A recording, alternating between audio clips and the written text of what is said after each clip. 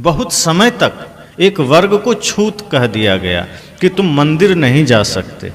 जो नीची जाति में जन्म लिया है वो मंदिर नहीं जा सकता, वो पढ़ नहीं सकता।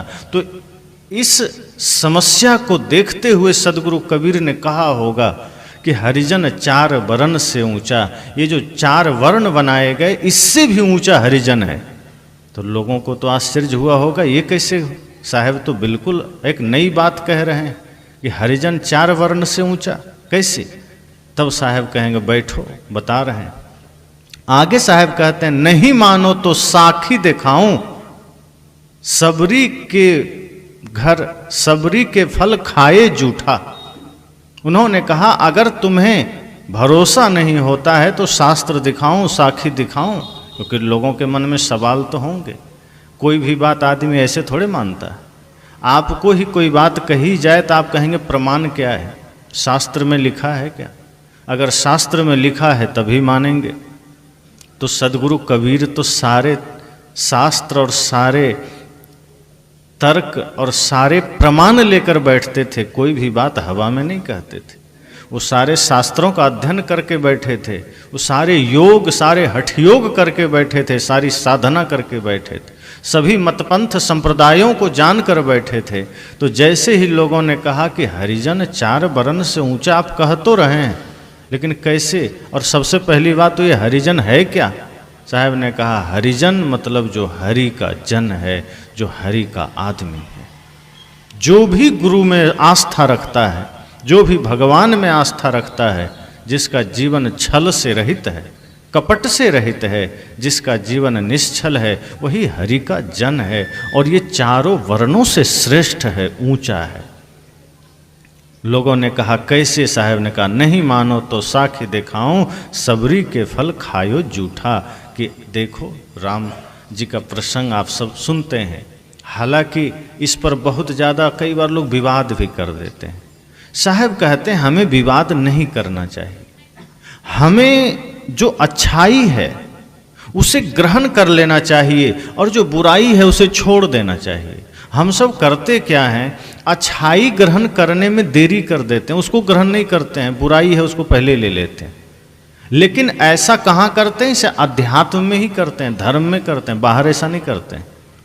अभी कोई आदमी रास्ते में जाए और रास्ते में कहीं उसको एकदम कूड़ा के ढेर में, जहाँ भयंकर कूड़ा पड़ा हो और वहाँ पर 1000, 2000, 5000 रुपया गिरा हो, तो आदमी कूड़ा को नहीं देखता, वो नोट उठा के चल देता है, वहाँ फिर कूड़ा को नहीं छुएगा। कहीं सोना गिरा हो और वहीं पर गंदगी भी हो, वहीं पर कंकड़ भी हो, तो आदमी कंकड़ नहीं उठाता है, सोना उठा के चल देता है। मतलब वहाँ पर वो जानता है कि हमें कंकड़ से मतलब नहीं है, वहाँ जानता है हमें गंदगी से मतलब नहीं है, वहाँ सोना से मतलब है, सोना उठा लेता है। पर जब हमें किसी महापुरुष, किसी शास्त्र से अच्छाई लेने की बात हो तो हम वहाँ से बुराई ले लेते हैं। तो अभी बहुत सी चर्चाएं होती है कि राम जी ने सबरी का फल नहीं खाया था, बेर नहीं खाया था, और ये सत्य भी है। जो आप वाल्मीकि रामायण पढ़ेंगे, अध्यात्म रामायण पढ़ेंगे और रामचरित मानस तीनों पढ़ेंगे तो वहाँ पर ये स्पष्ट रूप से कहीं नहीं है कि राम जी को सबरी ने जूठे बेर खिलाए थे। फल से स्वागत किया, जल का जंगल का कंद मूल फल दिया, इतनी चर्चा है। उसके बाद राम जी ने उसे ग्रहण किया, लेकिन ये कहीं नहीं है कि राम जी ने जूठे बेर खाए। तो ये कहाँ से आया? तो ये रामानंद सागर जी ने अपनी जो रामायण की रचना है सीरियल की, उसमें उन्होंने जोड़ा, पर हम इसे सकारात्मक ढंग से ले सकते हैं। वहाँ पर वो दर्शाना चाह रहे थे कि माता शबरी भक्ति की पराकाष्ठा में थी, उनके पास बाहरी धन नहीं है, बाहरी दौलत नहीं है, बाहरी समृद्धि नहीं है, लेकिन भीतर भक्ति का धन, प्रेम का धन इतना विराट है कि वो उस क्षण में जब श्री राम का चरण पड़ा है उनकी कुटिया में, तो इतनी भाव विभोर हो गई, इतनी भक्ति में लीन हो गई, इतना प्रेम में लीन हो गई कि वो बेर सहज में न दे सकी। उन्हें लगा कि कहीं मैं बेर ऐसे प्रभु को दे दी तो कहीं खट्टे न उनको मिल जाए, इसलिए उसने पहले चखा, एक भाव प्रस्तुत किया गया। शास्त्र में नहीं है कि उन्होंने चखा, पर रामानंद सागर जी ने इसको इस तरह से प्रस्तुत किया कि उस भक्ति के पराकाष्ठा को दर्शाने के लिए, प्रेम की पराकाष्ठा को दर्शाने के लिए। और ये घटना महाभारत में भी एक बार आती है, जब श्री कृष्ण विदुर के घर गए और विदुर जी की धर्म पत्नी ने वैसी ही भक्ति में विभोर होकर श्री कृष्ण को केला जब खिला रहे थे तो इतनी भक्ति में लीन हो गई कि छिलका कृष्ण को पकड़ा रही थी और केला फल वो कूड़े में डाल रही थी। और कृष्ण भी उस भक्ति का मान रखने के लिए छिलका ही खाने लगे। तब विदुर जी आए और उन्होंने कहा, ये तुम क्या कर रही हो? अरे छिलका खिला रही हो कृष्ण को। तब उसे होश आया कि ये क्या हो गया। तो कृष्ण ने समझाया कि नहीं, ये प्रेम का भोजन है, ये प्रेम समाया हुआ है।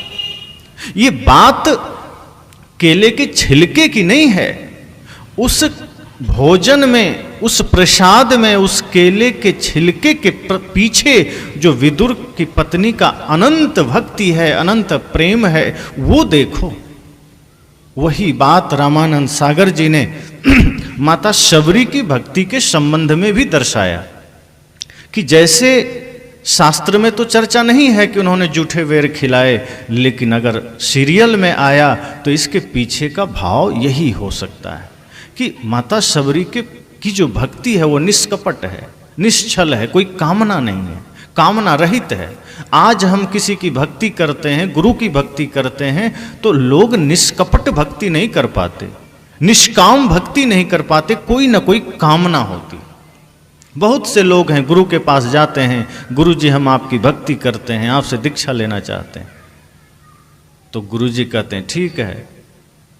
तब लोग कहते हैं गुरु जी लेकिन एक कृपा कर दीजिए, आशीर्वाद दीजिए कि हमारा पोता, हमारा बेटा पास हो जाए मैट्रिक में, और अगर आपका ये आशीर्वाद मिल जाए तो फिर हम घर में आपको बुला के सत्संग कराएंगे।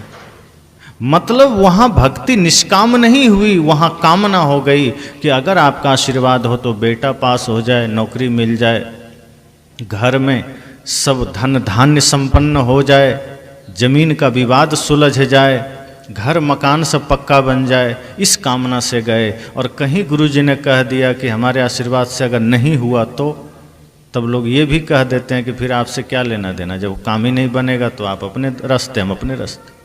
तो कोई भक्ति हुआ? भक्ति में व्यापार नहीं होना चाहिए। ये तो व्यापार हो गया कि गुरुजी आप धन दीजिए तो भक्ति करेंगे, गुरुजी आशीर्वाद दीजिए तो भक्ति करेंगे। माता शबरी ने दर्शाया कि भक्ति निष्काम होती, जिसमें कोई कामना नहीं है। तो सबरी के फल खायो जूठा, सदगुरु कबीर उस चल रहे प्रसंग को ही लिया है मात्र एक उदाहरण के तौर पर, कि भले ही शास्त्रों में चर्चा नहीं है, पर अगर राम ने शबरी के फल को खाया, इसका मतलब राम ने वहां जाति नहीं माना। इसका मतलब है कि माता शबरी भिल्लन जाति की है, जो शूद्र में माना जाता है, आज के हिसाब से छोटी जाति मानी जाती। लेकिन राम जी के मन में वो बात नहीं है, उन्होंने उनके द्वारा जूठे बेर को भी प्राप्त कर लिया। उन्होंने माता शबरी के द्वारा दिया हुआ जूठा बेर राम जी ने ग्रहण किया। साहब ये कहना चाहते हैं कि अगर हरिजन छोटा होता, अगर शूद्र छोटा होता, तो राम जी तो वहाँ जाते भी नहीं और राम जी उनके बेर खाते भी नहीं। मतलब हरिजन का स्थान कितना ऊंचा है कि राम भी उनके जूठे बेर खा रहे हैं। और लेकिन इस प्रसंग पर बहुत सारे लोग विवाद में लग गए कि नहीं, शास्त्र में ऐसा है, नहीं है, खाया नहीं खाया। साहब कहते हैं खाया नहीं खाया ये राम जी को सोचने दो, हम क्यों टेंशन में। राम जी ने अगर खाया नहीं खाया, माता शबरी ने खिलाया नहीं खिलाया, इस झगड़े में पड़ने से अच्छा है अगर हम उसका भाव ग्रहण कर सकें। मान लीजिए शास्त्र में ये प्रसंग नहीं ही है तो क्या घट गया। अगर ये प्रसंग जोड़ ही दिया गया तो इसके भाव को लेना है कि भक्ति ऐसी होनी चाहिए, भक्ति ऐसी करिए जिसमें कोई कामना हो ही नहीं। और जिस दिन निष्काम भक्ति कर लेंगे, साहब ने कहा, फिर वो व्यक्ति श्रेष्ठ हो जाता है, फिर उससे बड़ा कोई नहीं है। और यही ज्ञान तो साहब ने जीवन भर दिया। सदगुरु कबीर ने क्या कहा? सदगुरु कबीर का दर्शन ही है कि एक त्वचा हाड़ मलमूत्रा, एक रुधिर एक गूदा, एक बूंद से सृष्टि रची है को ब्राह्मण को शूद्रा। उन्होंने कहा मेरा तो जीवन पर्यंत यही संदेश है कि पूरी सृष्टि एक है, किसी में कोई भेद नहीं। अगर कोई जाति के आधार पर किसी को छुआछूत किसी से मानता है तो वो आदमी आदमी नहीं है। कोई धन के आधार पर किसी से छुआछूत मानता है वो आदमी नहीं हो सकता। कोई संप्रदाय के आधार पर किसी को नीच मानता है वो आदमी नहीं हो सकता। और कोई अगर भाषा के आधार पर किसी को नीच मानता है, साहब कहते वो आदमी नहीं हो सकता। सब में वही खून है, सब में वही हड्डी है। ब्राह्मण ने कहा कि मैं बड़ा कुल में जन्म लिया, मैं बड़ा हो गया। क्षत्रिय ने कहा मैं क्षत्रिय कुल में जन्म लिया, मैं उसके बाद मैं बड़ा हूँ। वैश्य ने कहा फिर मैं हूँ, और शूद्र सबसे नीचे है। तो तभी तो साहब ने कहा ये कई त्वचा हाड़ मलमूत्रा एक रुधिर एक गूदा। कहा तुमको भरोसा नहीं है, तुम सब कहते हो बड़े कुल में जन्म लिए। तो ये बताओ सबके अंदर जब हड्डी वही है, रक्त वही लाल है, मांस मज्जा वही है, फिर तुम किस आधार पर बड़े हुए? बड़ा होने का पैमाना किसी की जाति नहीं हो सकती। कोई व्यक्ति जाति से बड़ा नहीं होता, व्यक्ति कर्म से बड़ा होता है। और कर्म जब बिगड़ जाए तो आप जानते हैं ना, रावण ब्राह्मण कुल में जन्म लिया, कर्म बिगड़ गया, राक्षस बन गया कि नहीं? माता सबरी भिलन जाति की थी, लेकिन कर्म इतना महान हो गया कि राम भी वहां सिर झुका रहे हैं। कर्म महान होता है, कर्म ही इंसान की पहचान है। अगर कर्म महान है तो कोई भी श्रेष्ठ हो सकता है, और कर्म घटिया है तो जो श्रेष्ठ कुल में जन्म लिया वो भी नीच हो सकता है। इसलिए साहब कहते हैं जाति के आधार पर किसी को बांटना नहीं, जाति के आधार पर कोई छोटा बड़ा नहीं होता। और ये समाज आज जातियों में बंटा है, ये समाज आज संप्रदायों में बंटा है। कोई कहता है हम कबीरपंथी, कोई बौद्धिस्ट, कोई जैन, कोई सदाफल में, कोई जय गुरुदेव में, कोई निरंकारी में। रास्ते अलग अलग हो सकते हैं पर मन तो एक होना चाहिए। विचारधारा अलग अलग हो सकते हैं, लक्ष्य तो एक होना चाहिए। साहब तो कहते हैं अगर आप सत्संग करते हैं, कोई अरदास करते हैं, कोई इबादत करते हैं, कोई उपासना करते हैं, कोई यज्ञ करते हैं, कोई बात नहीं, कोई कीर्तन करते हैं, कोई बात नहीं, करिए अपने अपने तरीके से। लेकिन जब निकल करके रोड में मिलिए तो ऐसे मिलिए कि भाई है आपका, ऐसे मिलिए कि वो आपका ही है। विरोध मत करिए, विवाद मत करिए। साहब ने कहा बड़ा छोटा व्यक्ति कर्म से होता है। अगर भेद करना है, छुआछूत करना है तो करिए, लेकिन उस आदमी से जो निशाचर वाला जीवन जी रहा है। अब कोई मांस खा रहा है, मदिरा पी रहा है, व्यभिचार कर रहा है तो उसके हाथ का पानी भी मत पीजिए। लेकिन अगर कोई सिर्फ छोटी जाति में जन्म लिया और आप उससे बैर कर लिए, आप उसे किनारा कर लिए, तो साहब का फिर आप इंसान कहलाने लायक नहीं हैं। इसलिए साहब शास्त्रों से उदाहरण दे रहे हैं कि शास्त्र पढ़िए, देखिए, वहाँ भी इस तरह की बातें आई कि जिनका कर्म ऊंचा हुआ, जिन्होंने अपने कर्म को महान बनाया, वो व्यक्ति पूजे गए। और हम क्या करते हैं, कर्म एक चौपाई आ गई, पूजी विप्रशील गुणहीना सुदृढ़ गुणगण ज्ञान प्रवीणा। अब उस हिसाब से अगर मान्यता हो जाएगी तो समस्या हो जाएगी कि जो शील गुण से भ्रष्ट हो ब्राह्मण फिर भी पूजनीय हो, और शूद्र अगर ज्ञान गुण में प्रवीण हो फिर भी पूजनीय नहीं है। ये तो अनर्थ वाला शब्द हो गया। साहब कहते हैं नहीं, जो ज्ञान गुण से प्रवीण है वो चाहे शूद्र हो चाहे कोई हो पूजनीय है। और अगर कोई शील गुण से भ्रष्ट है तो ब्राह्मण भी पूजनीय नहीं है। और कृष्ण भी गीता में यही कहते हैं, महाभारत में यही कहते हैं, जहाँ भी उनकी वाणियाँ आई है कि जो जितेंद्रिय है, जो धर्म में चलता है, जो प्रेम में जीता है, जो सब पर करुणा करता है और जिसका मन पवित्र है, वही ब्राह्मण हो सकता है, वही ऊंचा हो सकता है। जिसका मन गंदा है वो कैसे हो जाएगा? तो सदगुरु कबीर ने समाज को एक सूत्र में बांधने का प्रयास किया। वो नहीं चाहते थे कि समाज जातियों में बटे। आज जातियों में बटा है तभी तो देश इतना खोखला हो रहा है, कंगाल हो रहा है। अगर हम सब सिर्फ एक इंसान बन जाएं तो क्या समस्या रहेगी? कुछ नहीं रहेगी। आज आप जाइए जगह जगह, क्षत्रिय महासभा, यादव महासभा, कुशवाहा महासभा चल रहा है। कहीं आप नहीं देखेंगे कि इंसान महासभा हो। या भारतीय महासभा हो। अगर बहुत है तो हम एक राष्ट्र के नाम पर हम सब भारतीय बन सकें, हम भारतीय भी नहीं बन पा रहे। इंसान बनने में कठिनाई है, भारतीय तो बन सकते हैं, हम भारतीय तक बनने को तैयार नहीं है। अपनी अपनी जातियों का पूछ लगाकर हम चल रहे हैं। कोई पूछता है तो जाति का टाइटल हम पहले बता देते हैं कि हम अमुक समाज से। साहब ने कहा आपकी पहचान इंसानियत से होनी चाहिए, आपकी पहचान इंसान की होनी चाहिए। आदमी सब कुछ बन जाता है, अन्य कहीं चले जाइए, कोई आपको भक्त बना रहा है, कोई विद्वान बना रहा है, कोई हिंदू बना रहा है, कोई मुसलमान बना रहा है। सदगुरु कबीर ने कहा मेरे पास आ जाओ, मैं तुम्हें इंसान बनाऊंगा, क्योंकि मैं जातियों में भरोसा नहीं रखता, मैं तो इंसान बनने की बात करता हूँ। और इंसानियत का जन्म अगर हो गया तो संसार में शांति आ जाएगी। आज सब कुछ हो रहा है, सब कुछ विकसित हो रहा है, सब कुछ बढ़ रहा है, बस इंसानियत घट रहा है। क्या घर छोटे बनते हैं? घर अब बड़े बड़े बनने लगे।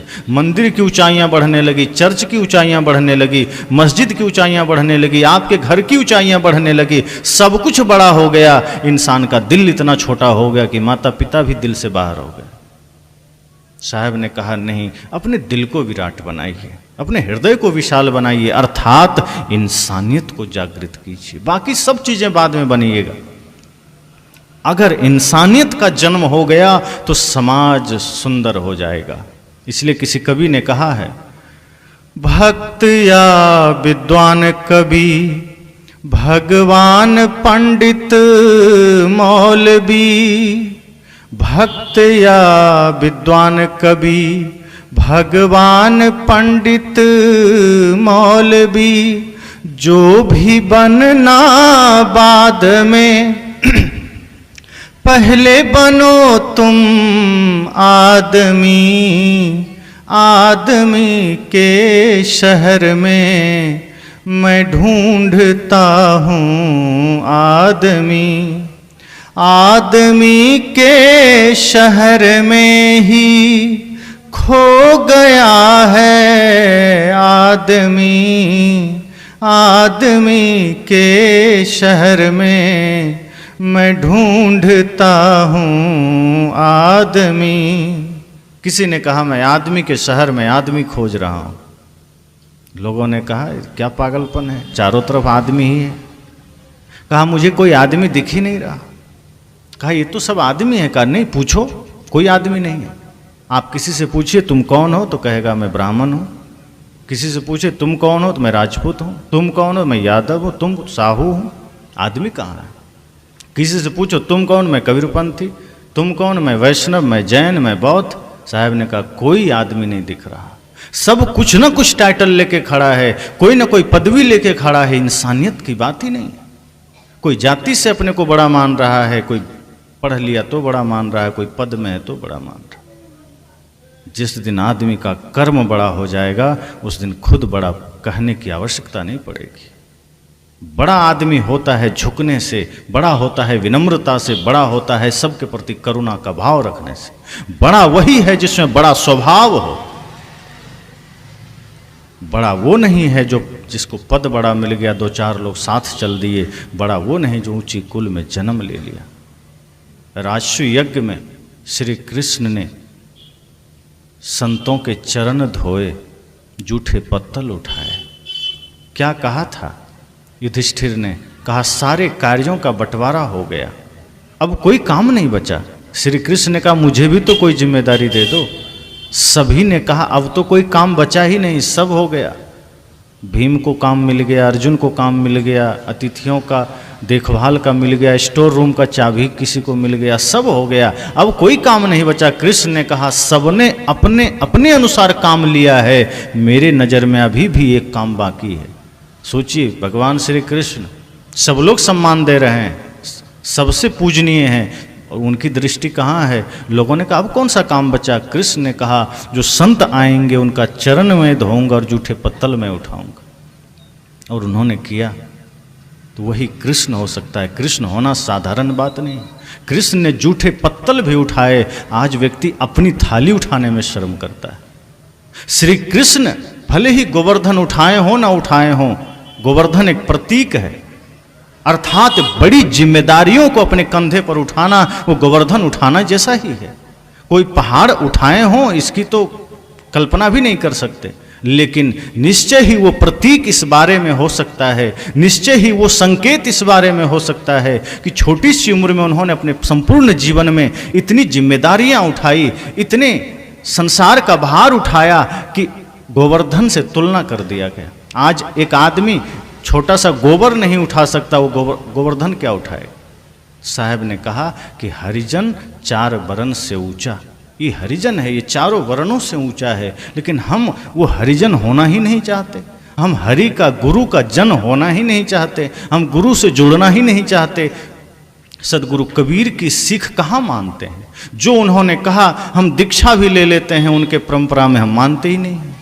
उनको मानने वाला ही उनको नहीं मान रहा है, दूसरे क्या माने। बहुत से लोग हैं सदगुरु कबीर के विचारों को नहीं मानते, उनके चित्र को मानते हैं, उनके चरित्र को नहीं मानते। चित्र लग गया, घंटियां हिल रही है, अगरबत्तियां जल रही है, उसके अतिरिक्त कुछ नहीं करना। जो राम के ऊपर किया जा रहा है वही बुद्ध और कबीर के ऊपर किया जा रहा है, फर्क कुछ नहीं है। उल्टा हम राम जी को मानने वालों की आलोचना करते हैं कि राम की पूजा हो रही, पत्थर की पूजा हो रही, मूर्ति की पूजा हो रही। आप चले जाइए बौद्ध मठों में, वहाँ बुद्ध की पूजा हो रही है, वही प्रक्रिया से जो राम की पूजा होती। अंतर क्या रहा। जिस बुद्ध ने ईश्वर की सत्ता ही नहीं माना, उन्हीं को ईश्वर बना के अगर अगरबत्ती घुमाई जाए तो ये क्या है, आडंबर ही तो है, पाखंड ही तो है। साहब ने इन सारे पाखंडों को भी मिटाने का काम किया, साहब ने इन सारे आडंबर को भी ध्वस्त करने का काम किया। माता पिता गुरु सर्वोपरि देव हैं, इनका आदर करना, लेकिन ध्यान रहे किसी भी महापुरुष का निरादर भी मत करना। साहब कहते हैं कि कहीं आप किसी समाज में चले जाइए, अगर वहाँ उनके अनुसार से कोई भक्ति, कोई सत्संग चल रहा है, वहाँ भी हाथ जोड़ लेना, नफरत मत करिएगा। हम करते क्या है कि अपना परंपरा सदैव ऊपर कर लेते हैं, अपना पंथ हम ऊपर कर लेते हैं, दूसरे का नीचा दिखाते हैं, बस इंसान वहीं जुड़ नहीं पाता है और हमारे बीच विरोध की दीवार खड़ी हो जाती है। हम कहीं कपड़ों में बट जाते हैं, कहीं तिलक में बट जाते हैं, कहीं माला में बट जाते हैं। एक बार एक जगह कार्यक्रम था तो संजोग ऐसा था कि वो लोग कबीर पंथ से नहीं थे, वो राम जी की उपासना करते थे। सत्संग मोबाइल में ही सुना था, उनको अच्छा लगा, उन्होंने सत्संग रखा। और जब मैं वहाँ गया तो उन्होंने लाल तिलक मुझे लगाया, मैंने लगा लिया। लेकिन जो पक्के कबीरपंथी थे वो चिढ़ गए कि लाल तिलक आपको नहीं लगाना चाहिए। मैंने कहा उनकी श्रद्धा देखो, ये लाल तिलक है, कोई खून थोड़े न लगा लिया, तिलक ही। इसमें तिलक में क्यों बांटना भाई। हम तिलक में बट जाते हैं, कपड़े में बट जाते हैं। भाव को देखिए कि वो व्यक्ति सदगुरु कबीर के विचार को समझने लगा है, सदगुरु कबीर के उस मानवतावादी विचार को स्वीकार करने लगा है, और आस्था पूर्वक अगर उसने लाल तिलक ही लगा दिया तो समस्या क्या हो गई। हम अगर सफेद में बंध गए तो बंधना ही तो हुआ। तिलक ये भी है, तिलक वो भी है। एक संत बड़ा बढ़िया इस पर कह रहे थे कि आप किसी भी चीज को सकारात्मक लीजिए। रंग और कपड़े में बटेंगे तो फिर बंटते ही चले जाएंगे, फिर हम वही करेंगे जो उन्होंने किया है। उन्हें सफेद स्वीकार नहीं, आपको लाल स्वीकार नहीं, अंतर क्या रहा। सत्य के लिए प्रयास कीजिए, चिन्हों के लिए प्रयास मत करिए। एक संत ने कहा कि जैसे सूर्योदय होता है, वो लाल वस्त्र ओढ़े थे तो किसी ने कहा आपको शोभा नहीं देता, आप श्वेत धारण कीजिए। कहा क्यों, लाल वस्त्र में क्या दिक्कत है। कहा देखो, जब सुबह सूर्योदय होता है सूरज लाल होता है, अस्त होता है तब भी सूरज लाल होता है, एक प्रतीक है। ये वस्त्र एक प्रतीक है। जब लाल वस्त्र कोई ओढ़ा है तो इतना ही भाव है कि जब सूर्योदय हो रहा है तो जीवन का भी सूर्योदय हुआ है। जैसे अस्त हो रहा है, जीवन का कब अस्त हो जाए कोई पता नहीं, तो ये वस्त्र हमारे सूर्योदय और जीवन के अस्त का प्रतीक है। इसलिए लेकिन सदगुरु कबीर ने श्वेत वस्त्र को क्यों चुना, क्योंकि साहब ने कहा ये शांति का प्रतीक है, ये अहिंसा का प्रतीक है, ये प्रेम का प्रतीक है। श्वेत वस्त्र सच्चाई का प्रतीक है। सभी वस्त्र में, सभी रंगों में श्वेत मूल है, तो मूल गहे ते काम है, ते मत भरम भुलाओ। इसलिए साहब ने श्वेत को चुना। लेकिन इसका ये अर्थ नहीं है कि बाकी वस्त्र, बाकी रंग को हम गाली दे दें, बाकी रंगों को हम तिरस्कार कर दें। श्वेत मूल है, इसी पर सारे रंग चढ़ते हैं। लेकिन इसका अर्थ ये नहीं कि हम दूसरे का निरादर करें। कहीं रास्ता चलते किसी ने आपको कहा आइए हमारे कथा में बैठ जाइए, आप श्रद्धा से चले जाइए, ताकि इंसानियत को जोड़ने वाला जो भाव है वो जिंदा रह सके। ऐसा नहीं कि हम उन इंसानियत के कड़ी को ही तोड़ते चले जाएं। अगर कोई प्रणाम कर लिया तो प्रणाम कर लीजिए, कोई साहेब बंदगी किया तो साहेब बंदगी कर लीजिए। एक व्यक्ति ने कॉल किया मुझे, उसने कहा जय भीम, मैंने भी कहा जय भीम। एक ने कहा नमो बुद्धाय, मैंने भी कहा नमो बुद्धाय। एक ने कहा जय श्री राम, जय श्री राम। जो जिस भांति बोलता है मैं बोल देता हूं। अगर मैं पहले बोल रहा हूं तो मैं साहेब बंदगी बोलता हूं, अगर उसने पहले बोल दिया है तो मैं उसी के अनुसार बोलूंगा।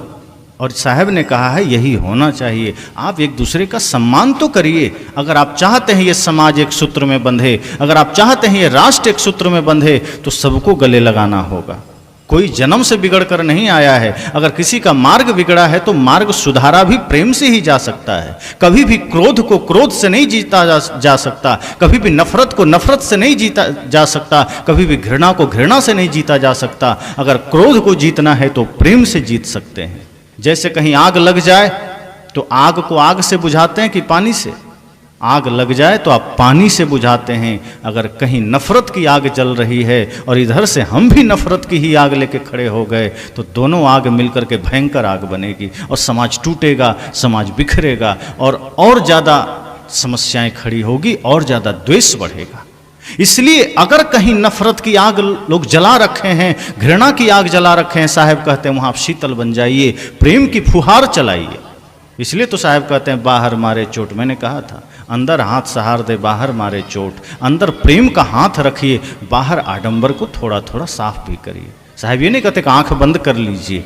आडंबर के सामने आंख बंद भी नहीं करना है, भ्रम के सामने आंख बंद भी नहीं करना है, लेकिन भाव प्रेम का रखिए और निष्पक्षता से धीरे धीरे धीरे धीरे आगे बढ़ते रहिए। तो साहब ने कहा हरिजन चार वर्ण से ऊंचा।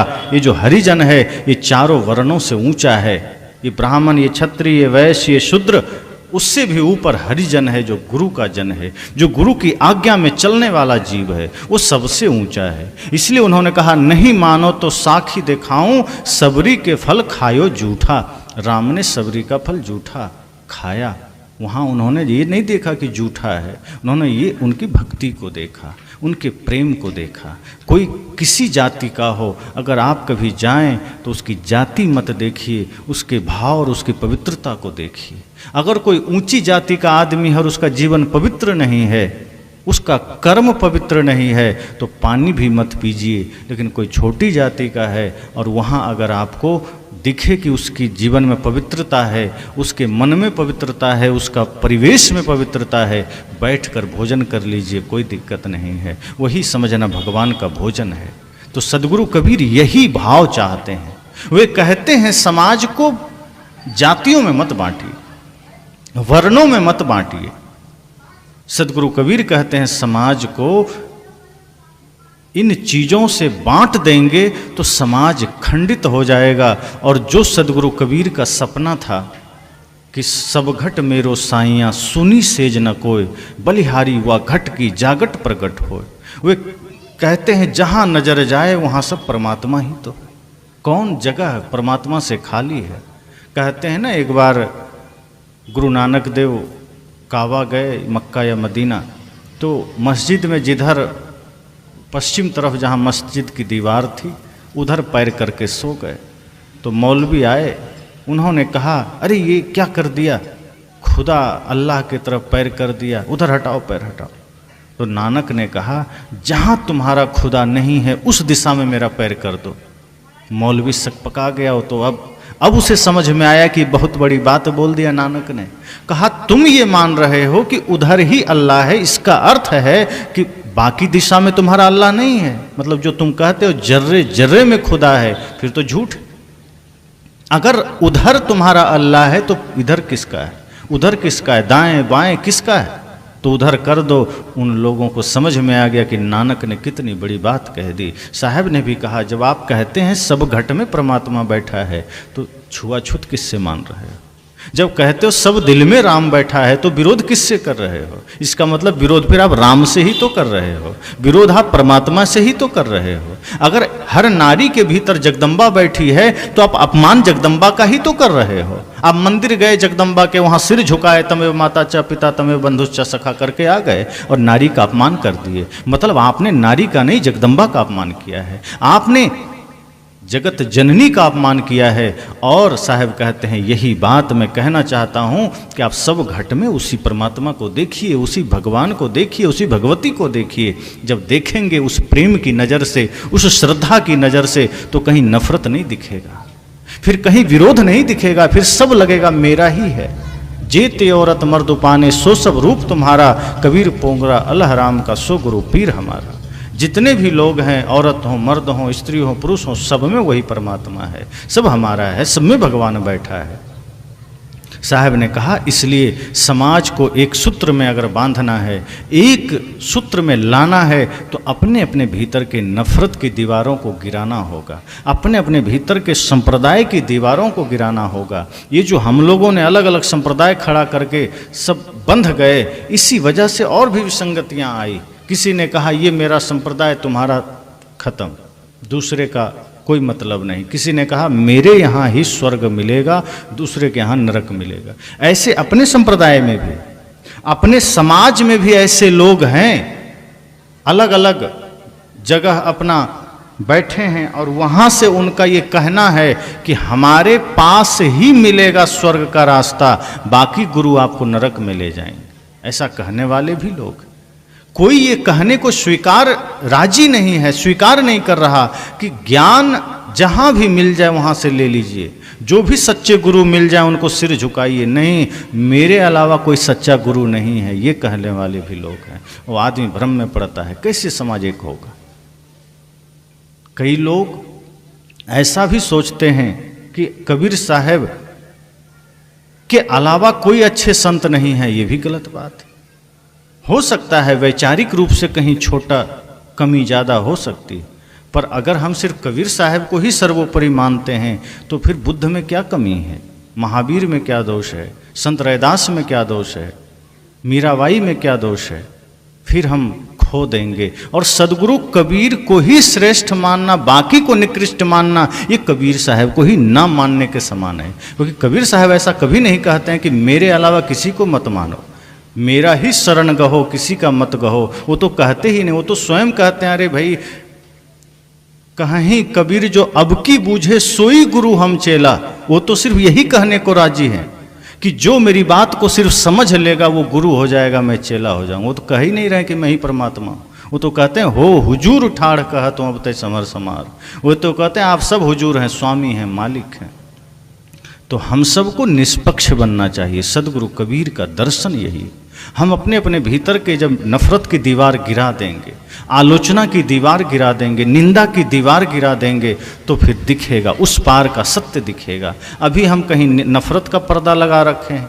अब हम कहते हैं क्या करें, इतने दिन से भक्ति कर रहे हैं, इतने दिन से भजन कर रहे हैं, इतने दिन से धर्म से जुड़े हैं, लेकिन जीवन में सत्य का प्रकाश नहीं है, जीवन में आनंद नहीं है, कैसे होगा।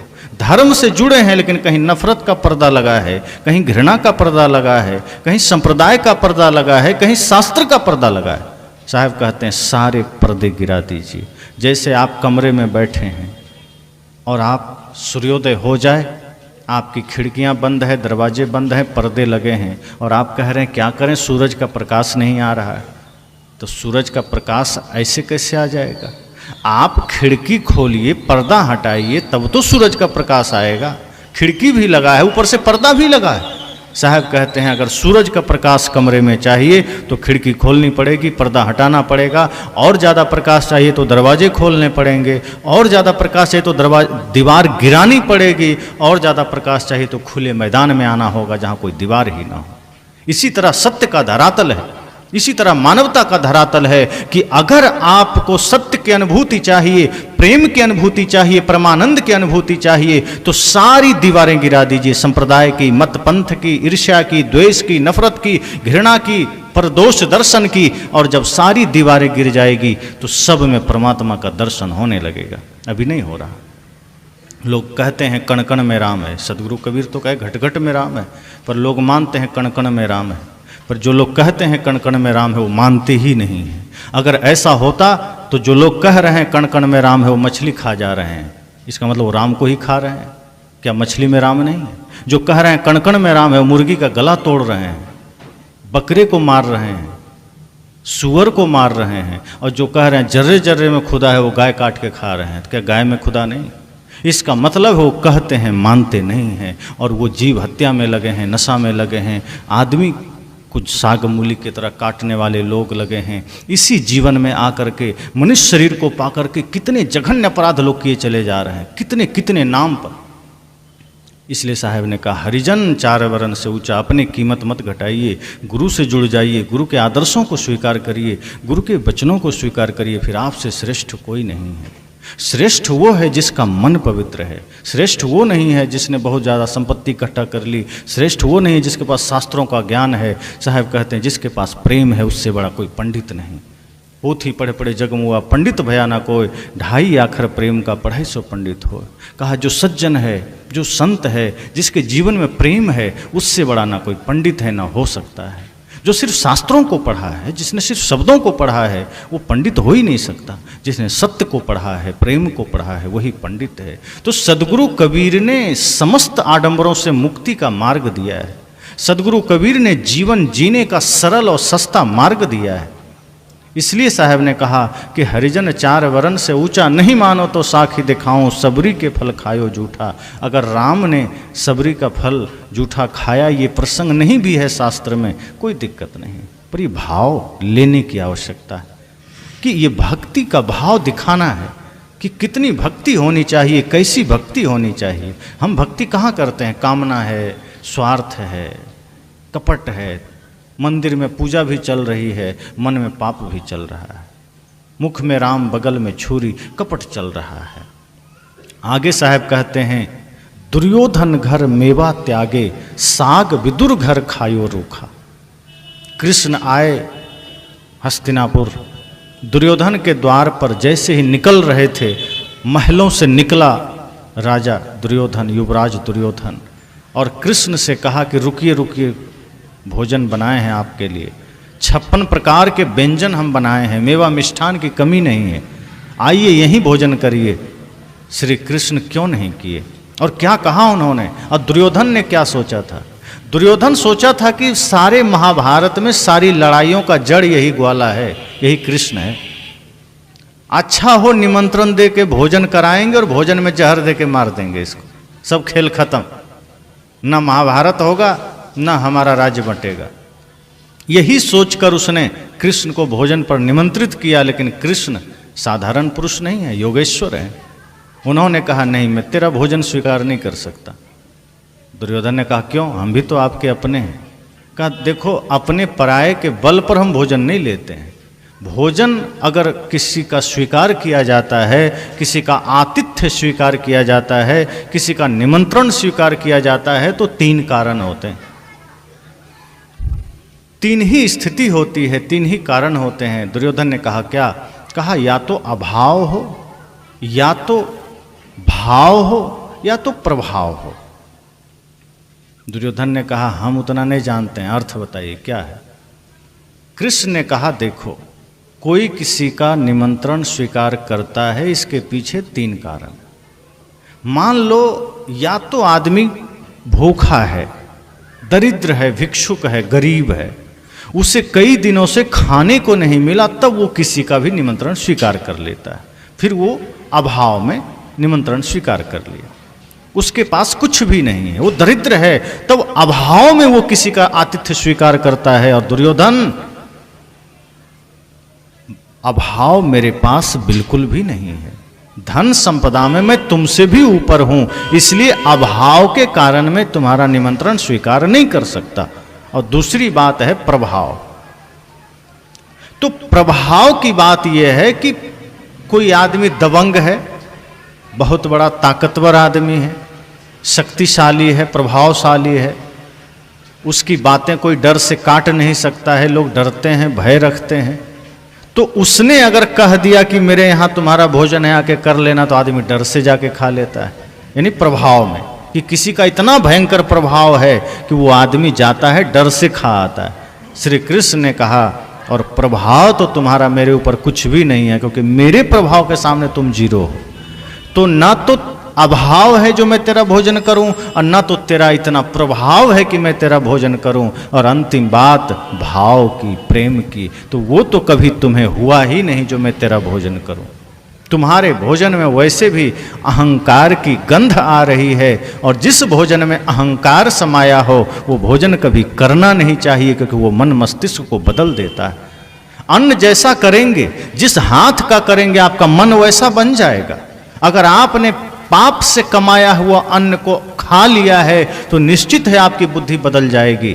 और एक बात और ध्यान दीजिए, माताएं आप सब भोजन बनाती हैं, अगर भोजन बनाते समय आपने विषाद में भोजन बनाया है, क्रोध में बनाया है, उद्विग्न अवस्था में बनाया है, फिर वो भोजन जहर बन जाएगा, और उस भोजन को कोई भी ग्रहण करेगा वो विक्षिप्त हो सकता है, वो प्रभावित हो सकता है। इसलिए कितनी भी समस्या आ जाए, भोजन बनाते समय अपने आप को इतना पवित्र कर लीजिए, इतना मन से शांत हो जाइए, विनम्र हो जाइए, और इस भाव को जागृत कर लीजिए कि हम परमात्मा का भोग तैयार कर रहे हैं, हम परमात्मा के लिए भोजन बना रहे हैं। और जिस घड़ी आपने भोजन को श्रद्धा, भक्ति, प्रेम से बनाया, उसमें आप नमक, मिर्च, मसाले सब डालिए, लेकिन भोजन में प्रेम भी डालिए, श्रद्धा भी डालिए, भक्ति भी डालिए। और जिस दिन आपने भोजन श्रद्धा, भक्ति और प्रेम से बनाया, वो भोजन फिर अमृत से भी ज़्यादा स्वादिष्ट बन जाता है। कृष्ण ने कहा, जिस भोजन में अहंकार हो, जिस भोजन में नफरत हो, जिस भोजन में घृणा हो, वो भोजन कृष्ण कभी ग्रहण नहीं करता। इसलिए दुर्योधन घर मेवा त्यागे, साग विदुर घर खायो रूखा। भले ही तू राजपुत्र है, लेकिन मैं तेरा भोजन स्वीकार नहीं कर सकता। विदुर भले ही दासी पुत्र हैं, पर मैं उसका भोजन स्वीकार करूंगा, क्योंकि उसके साग रोटी में भी अमृत से बढ़कर स्वाद है। क्यों? क्योंकि विदुर जी के घर में भक्ति का निवास है, विदुर जी के हृदय में भक्ति है, विदुर जी की पत्नी के हृदय में भक्ति है। और जब भक्ति, प्रेम, श्रद्धा से रसोई बनती है तो फिर उससे ऊंचा कुछ भी नहीं है। तो कृष्ण के उदाहरण से सद्गुरु कबीर ने संकेत दिया कि यदि कोई व्यक्ति श्रद्धा से भोजन बनाए, कोई व्यक्ति प्रेम और पवित्रता से भोजन बनाए, तो फिर ये मत पूछे कि तुम किस जाति का हो। आज तो आदमी जाति पूछ के भोजन करता है।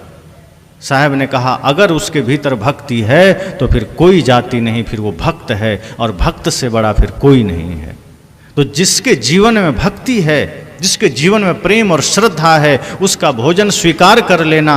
जिसके भोजन में छल है, जिसके भोजन में कपट है, जिसके मन में कपट है, उसका भोजन त्याग देना। कृष्ण ने कहा कि तेरा भोजन मैं नहीं ले सकता, मैं तो चला विदुर जी के घर, वहीं साग रोटी खाऊंगा, और खाया। आगे साहब ने कहा, राजा युधिष्ठिर यज्ञ एक ठाने, बाजे घंट न विप्र भय झूठा। उन्होंने कहा कि एक यज्ञ करवाया युधिष्ठिर ने, और उसमें ये कहा गया कि सभी पंडितों के, ब्राह्मणों के भोजन करने से अगर घंटा बज गया तो समझना यज्ञ सफल हो गया, यज्ञ सार्थक हो गया। तो यज्ञ हुआ और बहुत से ब्राह्मण बुलाए गए, बहुत से विप्र बुलाए गए, लेकिन घंटा नहीं बजा, वो विप्र सभी झूठे हो गए। साहब कह रहे हैं कि राजा युधिष्ठिर यज्ञ ठाना, बाजे घंट न विप्र भय झूठा, लेकिन घंटा बजा ही नहीं। और लोगों ने कहा कि ये तो झूठ हो गया, कैसे होगा, कैसे बजेगा? इसका मतलब क्या हुआ कि जिसका मन पवित्र होगा, जिसका जीवन पवित्र होगा, जिसका आचरण पवित्र होगा, ऐसे ब्राह्मण, ऐसे व्यक्ति के भोजन करने से, प्रसाद करने से घंटा बजेगा। एक काल्पनिक घटना है, इसमें कोई यथार्थता मालूम नहीं पड़ती। यहाँ पर साहब ने जो बात कहना चाहा है वो समझने की है।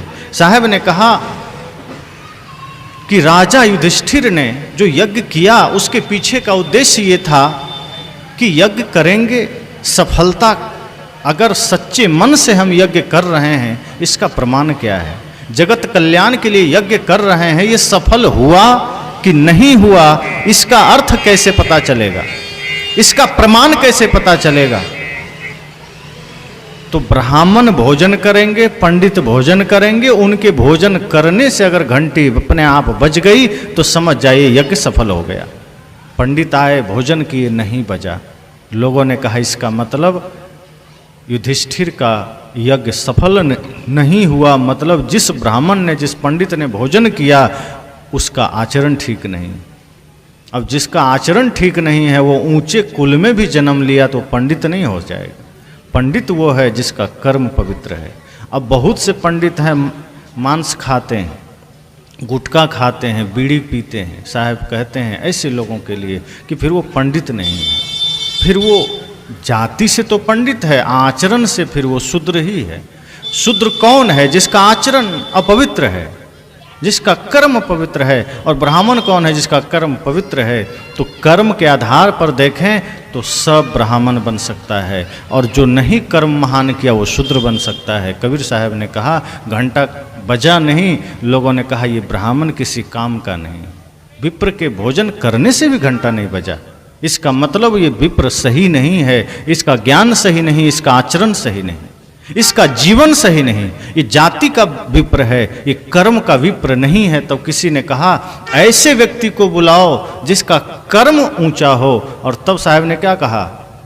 कहीं कबीर स्वपच के जेवे, बाजे घंट गगन चढ़ी ऊंचा। साहब ने कहा कि तब स्वपच भगत जो डोम जाति के थे उनको बुलाया गया, और उन्होंने जैसे ही प्रसाद जमा, उन्होंने भोजन ग्रहण किया, घंट ऊपर बजने लगा, लोग तालियां बजा दिए। कि ब्राह्मण के भोजन से भी घंटा नहीं बजा, पर स्वपच भगत के भोजन करने से घंटा कैसे बज गया? इसका अर्थ साहब ने इतना ही कहा। इसका मतलब यह है कि भक्ति का किसी के पास कॉपीराइट नहीं है, ज्ञान का कॉपीराइट नहीं है कि किसी एक वर्ग के पास है। इसका मतलब किसी जाति का भी व्यक्ति भक्ति करके महान बन सकता है। भक्ति बीज पलटे नहीं, जो जुग जाए अनंत, ऊंच नीच घर जन्म भय, भय संत के संत। भक्ति में इतनी शक्ति है कि अगर अगला जन्म में ऊंचा नीचा कुल भले हो सकता है, पर संत ही रहेंगे मन से, ज्ञान से, आचरण से। तो साहब ने कहा कि ये जो जातिवाद का जहर है, ये जो संप्रदाय का जहर है, इसे मिटाने की आवश्यकता है। सब इंसान है, ये स्त्री पुरुष तो सिर्फ पोशाक है, इसका भी भेद नहीं करना है। बहुत से समाज में माताओं को पढ़ने का अधिकार नहीं दिया गया, ये कुछ कर नहीं सकती।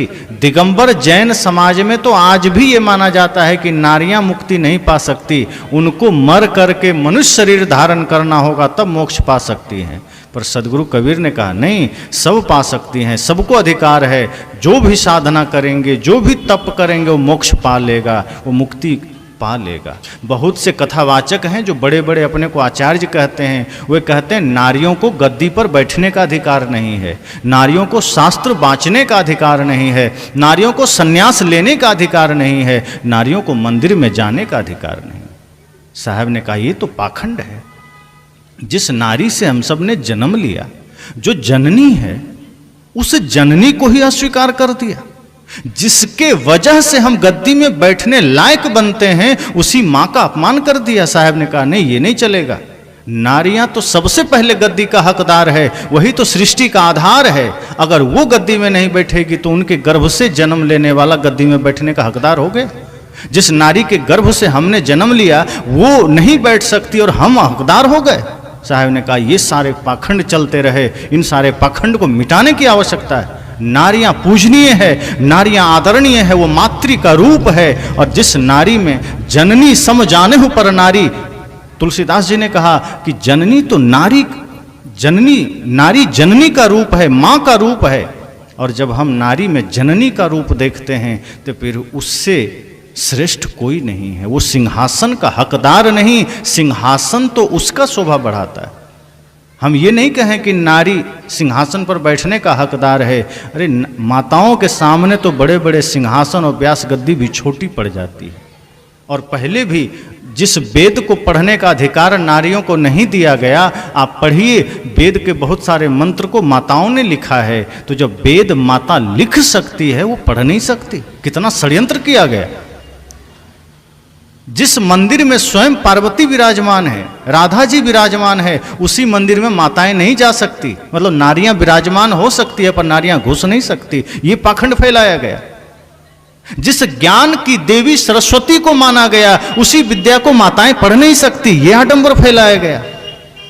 प्रतीक तो अच्छे अच्छे दिए गए, उदाहरण अच्छे अच्छे दिए गए, लेकिन आदमी ने उसे स्वीकार नहीं किया। बीच में आकर के अपना हथकंडा चलाया और पुरुष प्रधान समाज ने नारियों को पीछे छोड़ा। सदगुरु कबीर ने कहा नहीं, माताएं तुम पीछे नहीं रहोगी, तुम भी सामने आओ, और तुमसे श्रेष्ठ कोई नहीं है।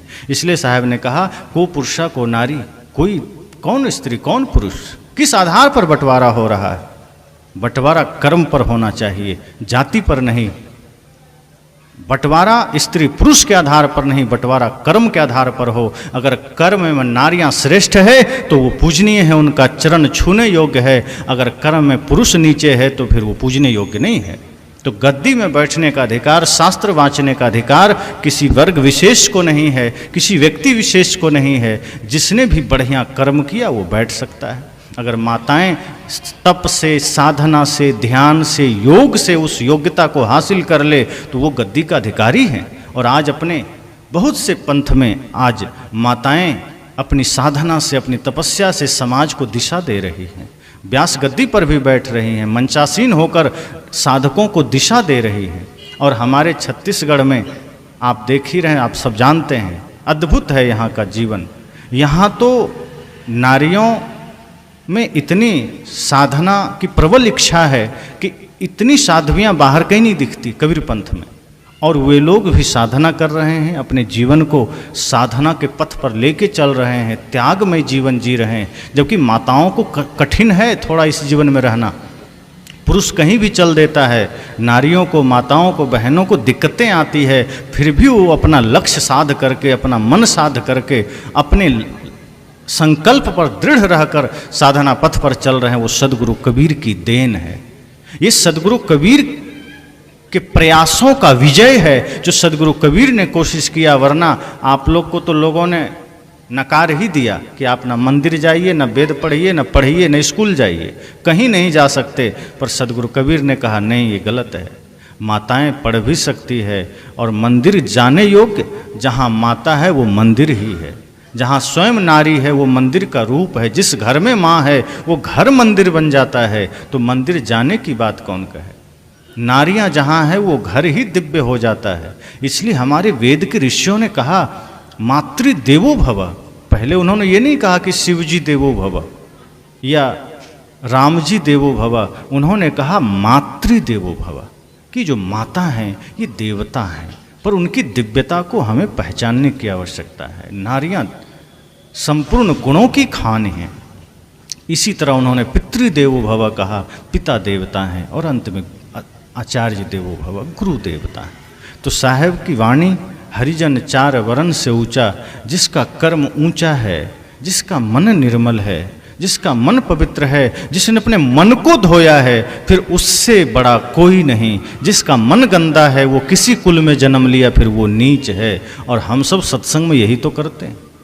शरीर को बस नहीं धोना है, कपड़े को बस नहीं धोना है, मन को भी धोना है, क्योंकि गंदगी मन में है और हम तन को धो रहे हैं।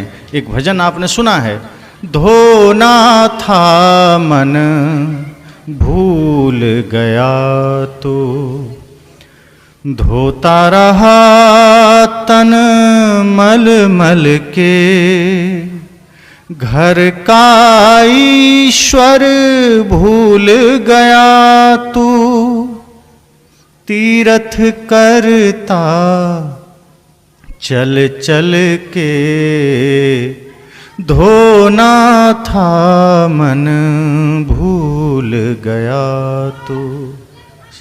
कहा कि मन को धोना था, क्योंकि सारी समस्याओं का कारण मन की गंदगी है। साहब ने कहा जिस दिन हम सब ने मन के विकारों को धो लिया, फिर हरिजन अर्थात जो गुरु का जन है वो सबसे श्रेष्ठ बन जाता है। और जो धर्म के मार्ग पर चलने वाला है, जो प्रेम के मार्ग पर चलने वाला है, जो गुरु की आज्ञा में चलने वाला है, वही समाज की सेवा कर सकता है, वही राष्ट्र की सेवा कर सकता है। राष्ट्र की आज़ादी के लिए जिन जिन लोगों ने अपनी शहादत दी, आप उनके इतिहास उठाकर देख लीजिए। उनके जीवन में सदैव निर्मलता, पवित्रता और राष्ट्र प्रेम रहा है। वे जाति पाति के भेदों से ऊपर रहे हैं, वो संप्रदायों के भाव से ऊपर रहे हैं, संपूर्ण मानव को ही अपना भगवान माने हैं। आप उनके दर्शन को पढ़िए, उनके जीवन को पढ़िए। तो जब हम अपने मन को निर्मल करते हैं और गुरु आज्ञा में चलते हैं तो समाज के लिए हम कुछ कर पाते हैं, राष्ट्र के लिए कुछ कर पाते हैं। आज आदमी इतना स्वार्थी हो गया कि अपने जीवन, अपने शरीर, अपने घर के लिए तो सोच पाता है, लेकिन समाज, राष्ट्र के लिए नहीं सोच पाता। वो ये सोच ही नहीं पाता कि हमारा धर्म ऐसा होना चाहिए कि हम राष्ट्र के लिए भी सोच सकें, देश के लिए भी सोच सकें, इस मानव समाज के लिए भी सोच सकें। क्योंकि जिस दिन यहाँ से विदाई होगी उस दिन अपना कमाया सब यहीं रहेगा, शरीर भी यहीं रहेगा, पर जो हम समाज के लिए कर जाएंगे, जो हम इस देश के लिए कर जाएंगे, वो हमें जिंदा बना देगा, वो हमें अमर बना देगा। वरना ये संसार ऐसा है, करोड़ों अरबों असंख्यों लोग आए, मिट्टी में समा गए, किसी का नाम आपने जाना? उन्हीं का नाम जाना जिसने जीवन को समर्पित किया समाज के लिए। उन्हीं का नाम आपने जाना जिसने जीवन को लगाया मानवता की सेवा में। और वही कुछ गिने चुने नाम हैं। आज़ादी की लड़ाई में कितने लोगों ने अपनी शहादत दी, जिसने संपूर्ण रूप से दे दिया, उनमें से कुछ 10-5 नाम हम सबको याद है। 14 वर्ष की अवस्था में खुदीराम बोस ने शहादत दी, हम याद करते हैं, क्योंकि उन्होंने अपने लिए नहीं जिया, अभी उम्र शुरू ही हुई और देश के लिए फांसी पर चढ़ गए। उधम सिंह 19 वर्ष की अवस्था में देश के लिए फांसी पर चढ़ गए। सोचिए क्या जज्बा रहा होगा, क्या संकल्प रहा होगा। क्या उनको ये नहीं रहा होगा कि मैं भी माया में रहूं, मैं भी संसार समेटूं, सुविधाओं में जीऊं? नहीं, उन्होंने कहा ये राष्ट्र हमारा सर्वोपरि धर्म है, और अगर हमारे जीवन में राष्ट्र ही सुरक्षित नहीं तो ये जीवन के रहने से कोई मतलब नहीं। और उन्होंने अपने आप को समर्पित कर दिया। भगत सिंह ने 23 वर्ष की अवस्था में राष्ट्र के लिए स्वयं को समर्पित कर दिया। इसलिए हम सबको भी जातियों के भेद से, संप्रदायों के भेद से, अन्य किसी भी मत पंथ के भेद से ऊपर उठकर एक मानवता के धरातल पर खड़ा होना है, सत्य प्रेम के धरातल पर खड़ा होना है, और उस धरातल पर खड़ा होना है जहां हम सब सिर्फ भारतीय बन सकें, जहां हम सब सिर्फ मानव बन सकें। जब ये पवित्रता जीवन में आएगी, ये भाव जीवन में आएगा, और तब आप देखेंगे कि ये संपूर्ण भारत हमारा परिवार बन चुका। तब जो हमारे ऋषियों ने कहा वसुधैव कुटुंबकम, वो सार्थक हो जाएगा। तो इन सारे भावों को हम सब सार्थक करें और अपने अपने जीवन को इन सारे विरोधों से, नफरतों से, घृणा से, जातियों से, संप्रदायों से ऊपर करके सत्य के धरातल पर खड़े हो जाएं। सब में परमात्मा का दर्शन करें। सब घट मेरो साइया, सूनी सेज न कोय, बलिहारी वा घट की जागट प्रगट होए। इसी के साथ वाणी को विराम देता हूँ।